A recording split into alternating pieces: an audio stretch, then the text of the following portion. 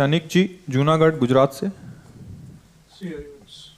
राधा वल्लभ श्री हरिवंश। दंडवत प्रणाम महाराष्ट्री। महाराष्ट्री, पिछले 5 सालों से जीवन में अंधकार छाया हुआ है, कभी भी सफलता नहीं मिल रही है।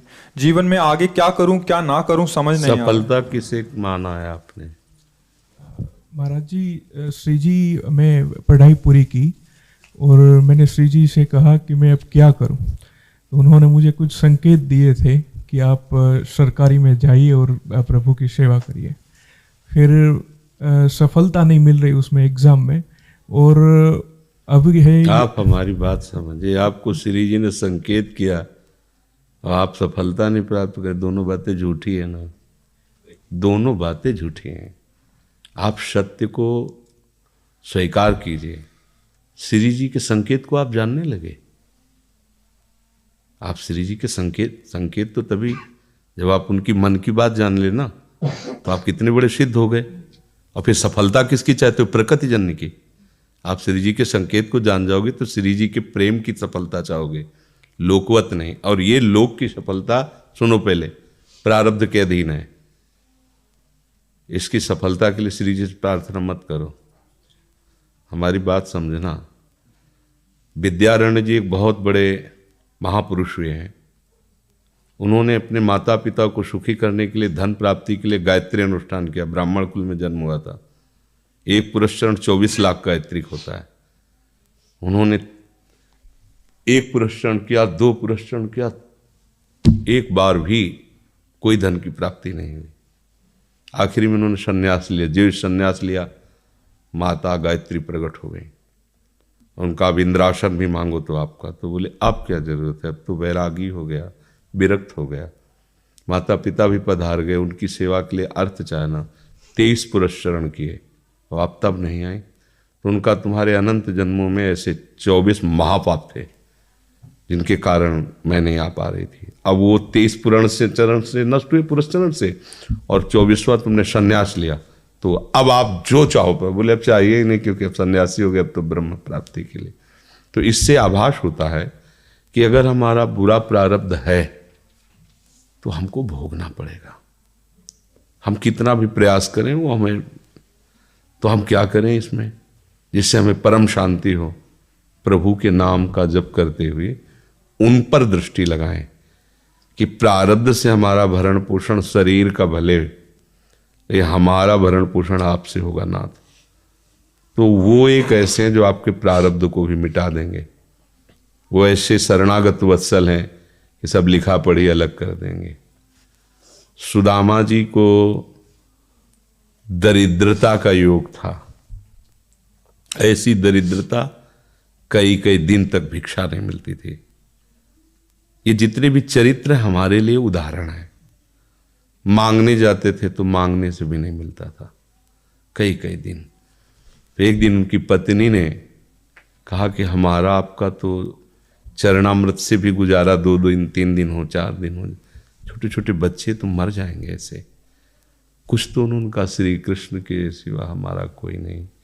अब हम क्या कर सकते हैं? प्रारब्ध जब बिगड़ता है ना, वो कोई सफलता नहीं होने देता। तो एक दिन श्री रुक्मिणी जी प्रसाद ठाकुर जी को भोग पा रही थी, प्रभु ऐसे रोक दिया, उदास हो गए। तो उनका, प्रभु ऐसी स्थिति हमने जब जब आपकी देखी, तो किसी भक्त को जब कष्ट होता है तब आपको ऐसे देखा है। कौन सा भक्त है और क्या कष्ट है? तो का एक सुदामा नाम के हमारे मित्र हैं, कई दिन से भोजन भी उनको, प्रभु आपके मित्र और मैं आपकी दासी, महालक्ष्मी का अवतार रुक्मिणी, आप हुक्म कीजिए, लोक लोक की संपत्ति वहां।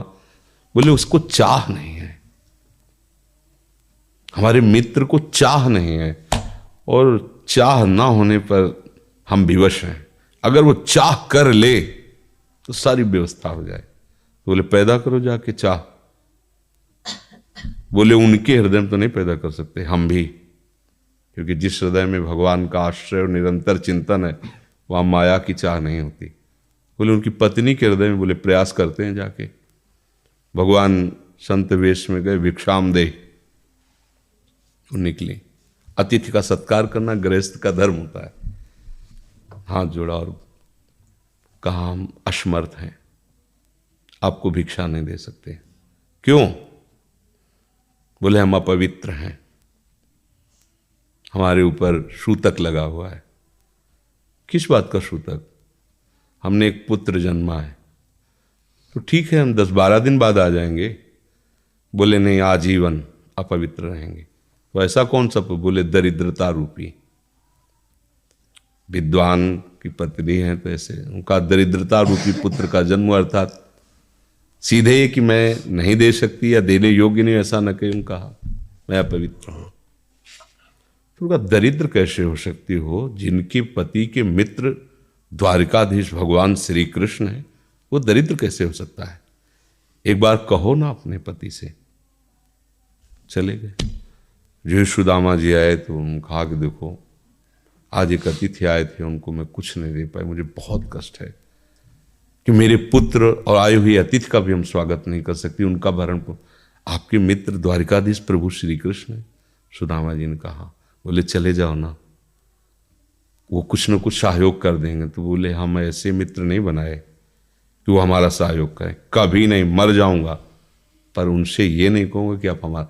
बोले मत कहना, दर्शन के लिए तो चले जाओ, वो सुना है इतने उदार हैं कि वो जाने पर ही दे देंगे। सुदामा ने कहा दर्शन के लिए तो जा सकते हैं, बहुत दिन हो गए, ठीक है, पर मित्र के पास जाए तो कुछ लेके जाना चाहिए, मेरे पास तो कुछ नहीं ना। पड़ोस में जैसे किसी से मांगने गई तो, अरे समय जब बिगड़ता कोई नहीं होता साथ। एक ने थोड़ी उदारता दिखाई तो चावल पछोरने पर जो आगे कणका होते चावल के, जो प्राय वो लिए सुदामा जी ने कहा हमारे प्रभु भाव के भूखे हैं, कुछ ले जाएंगे, खाली हाथ तो नहीं है। पोट्री में सारांश में बता रहे हैं, द्वारपालों ने देखा कि हड्डी हड्डी शरीर में कई जगह से फटे वस्त्र, बेवाई फटी हुई, मतलब दिखाई दे रहा था दरिद्रता की मूर्ति है। तो उनका किससे मिलना है तुमको? तो उनका श्री कृष्ण से। बोले संभाल के बोलो, क्योंकि पार्षद है, अनंत कोट ब्रह्मांडों के नायक प्रभु के ऐसे बोले कोई श्री कृष्ण, कोई ऐसे गली आए, उनका जाके तो तुम बोलो ना, श्री कृष्ण से जाके कह दो कि एक सुदामा नाम के ब्राह्मण आए हुए हैं। पार्षद प्रभु बड़ा अजीब आदमी है, आपका नाम बिना किसी सभ्यता के ले रहा है। वो कह रहा श्री कृष्ण से कह, सुदामा कूद पड़े, भगवान दौड़े।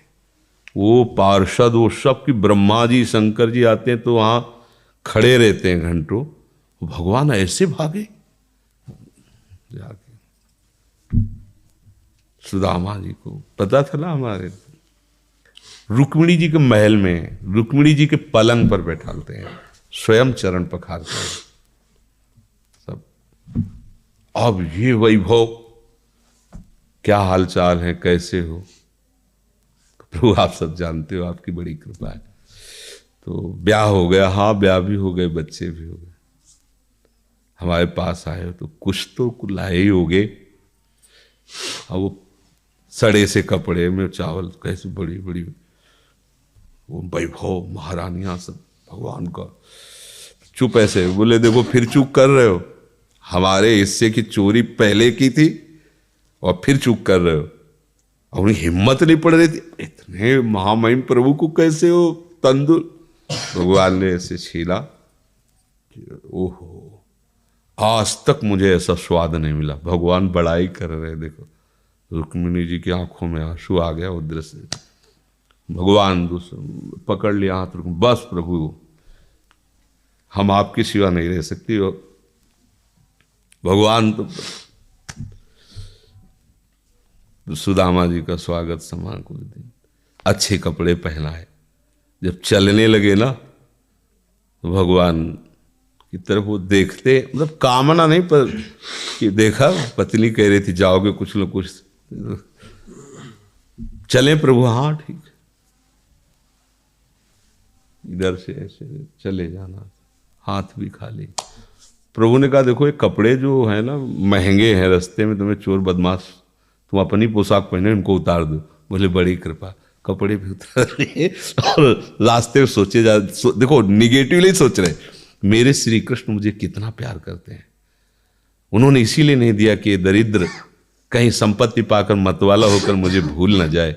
मुझे कितना प्यार करते हैं, प्रभु के प्यार में मगन होकर सुदामा पूरी खड़ी जैसे द्वारिका। तो उनको भ्रम हुआ कि मुझे लगता है चलते चलते मैं पुनः द्वारिका आ गया। तो वहां पूछ रहे हैं कि ये किसका है।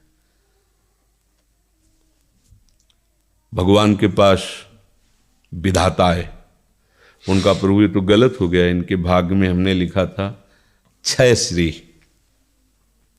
ऐश्वर्य का नाश, जीवन में नहीं ऐश्वर्य, क्षय श्री। भगवान ने उसका उल्टा कर दिया यक्ष श्री। जैसे कुबेर का अथाह धन का खजाना, त्रिभुवन का खजाना वही है कुबेर के पास, ऐसे कुबेर का खजाना यक्ष श्री। तो कहा प्रभु, तो उनका इन्होंने एक पुण्य किया है, अनंत ब्रह्मांडों के समस्त जीवों को तृप्त कर दिया है। प्रभु खुद को खाने को नहीं तृप्त, बोले मेरे रोम रोम में करोड़ करोड़ ब्रह्मांड वास करते हैं और इनके तंदुलों से मैं तृप्त हो गया। अनंत ब्रह्मांडों का भंडारा हो गया, उसका जो पुण्य होता है लिख दो इनके भाग्य में। अब किसी की चलेगी प्रभु के आगे। तो एकमात्र प्रारब्ध को मिटाने वाले भगवान है, कर तुम अकर तुम अन्यथा कर तुम। तो आप भगवान की शरण होकर उनका नाम जप कीजिए और उनसे प्रार्थना कीजिए कि आपको उचित लगे तो समस्या का समाधान कर दीजिए, नहीं तो मुझे समस्या से लड़ने का बल और विवेक दीजिए, बात बन जाएगी।